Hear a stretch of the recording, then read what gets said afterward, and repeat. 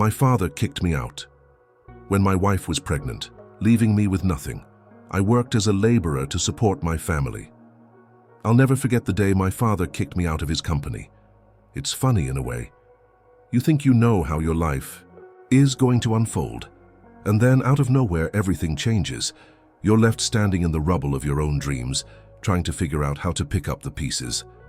I was 28, with a baby on the way, and the last thing I expected was to find myself on the streets, completely unprepared for the future that was suddenly thrust upon me. I had spent most of my life working alongside my father. He built our family business from the ground up, and it was a small empire. I had always been proud of that, proud of what he had created. I wanted to follow in his footsteps, to be the one who carried the torch forward. From a young age, I had been trained to take over, but it all came crashing down one afternoon in his office, the place where I thought I belonged. It had been a tough few months. Elena, my wife, had just announced she was pregnant. We were overjoyed. It was a dream come true. We'd been trying for a while, and I was excited about becoming a father, but at the same time I knew I needed to work harder. I had to provide. I had to make sure that our future was secure. My father, who had built everything we had, was supposed to help me navigate this. But I couldn't have been more wrong. That day I walked into his office, thinking I was going to share my excitement with him. I wanted him to know how much I was looking forward to becoming a father. But the conversation didn't go as planned. Remember sitting in front of him, nervously shifting in my chair as I told him about the baby. "Dad, Elena's pregnant. We're having a baby," I said, trying to sound as excited as I felt. He didn't even look up from his desk. Instead, he kept flipping through the papers in front of him, his voice cold. "That's nice," he muttered. "But you need to focus. The company needs you. You can't let something like this distract you." I was taken aback. Was he really downplaying the fact that he was about to become a grandfather? I thought he would be excited, or at least supportive. But instead it felt like he was dismissing me. It didn't sit right, but I tried to brush it off. I was just being overly sensitive, I thought. But then things started to change. Slowly at first. My father became more distant. He started questioning my work, undermining my decisions in front of others. I couldn't understand it. I had always been his right hand, the one he trusted to take over the company. What was happening? And then it hit me.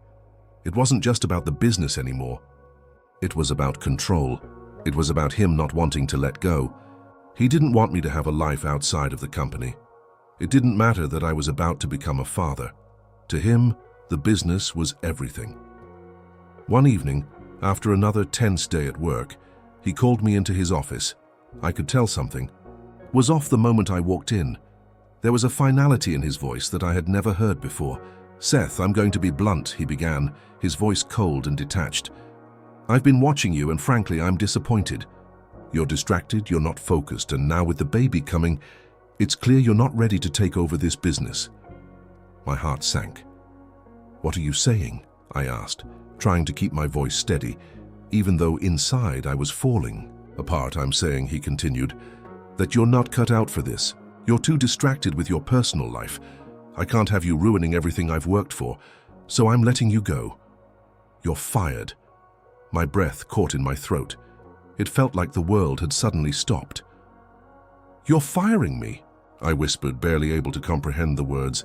This was my father, the man who had always been there, who had taught me everything. He was firing me. "You need to learn how to focus," he snapped. "Maybe this will teach you something. You're out of here. Don't come back." I stood there, frozen, my mind racing. I couldn't believe it. He was kicking me out. My father, the one person who had always been my mentor, had just erased me from the company like I was nothing. I wanted to argue, to fight, but I couldn't. There was no use. I was already too late.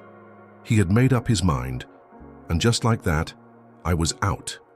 Walked out of his office, feeling like the ground had been ripped out from beneath me. I didn't know what to do. I felt lost, completely powerless. The future I had built, the life I thought I had planned, was gone. That night, I went home to Eleanor, trying to keep my emotions in check. She looked at me, concern written on her face as I walked through the door. "Seth, what happened?" she asked, her voice filled with worry. I didn't have the heart to tell her. How could I? How could I explain that I had just lost everything, my job, my career, my future? That everything I had worked for was gone, and now we were left with nothing. He fired me, I said. Quietly, my voice barely audible. I'm not working there anymore. She stared at me, disbelief written on her face. But Seth, you've worked there your whole life. What do we do now? I didn't know. I had no answers. I couldn't think straight. The weight of the world felt like it was crashing down on me. I was about to become a father, and yet I had no job, no savings, nothing. I tried looking for another job, but it wasn't easy.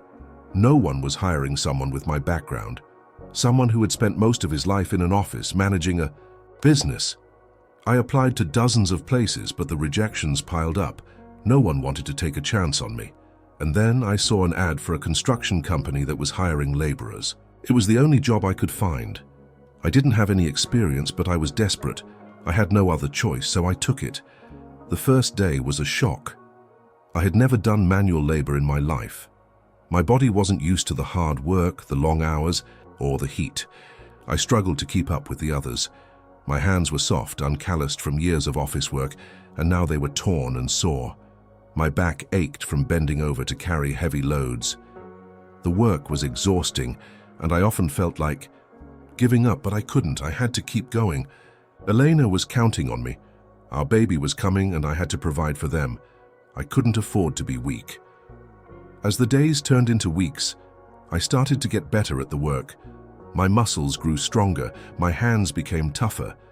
I learned to keep my head down, to push through the pain and to just keep going. It wasn't glamorous, but it was honest work, and it paid the bills. I remember coming home after a long day, exhausted, but with a sense of pride that I hadn't felt in a long time. I wasn't the man I used to be, the man with a fancy office and a cushy job, but I was something else now. I was a father, I was a husband, and I would do whatever it took to make sure my family was taken care of. When Elena gave birth to our son, I looked at him for the first time, and all the pain, the hardship, and the struggle seemed worth it. I wasn't a failure. I was doing the best I could, and that was enough. My father never called to congratulate me.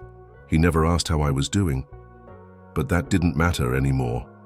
I had learned that my worth wasn't defined by him or the company he built. It was defined by the love I had for my family and the sacrifices I was willing to make for them. The road ahead wasn't easy, but I knew one thing for sure. I was going to be the best father and husband I could be. And no matter what happened, I would never stop fighting for them. Thanks for watching. Share your thoughts and experiences in the comments. Don't forget to like, share, and subscribe for more stories.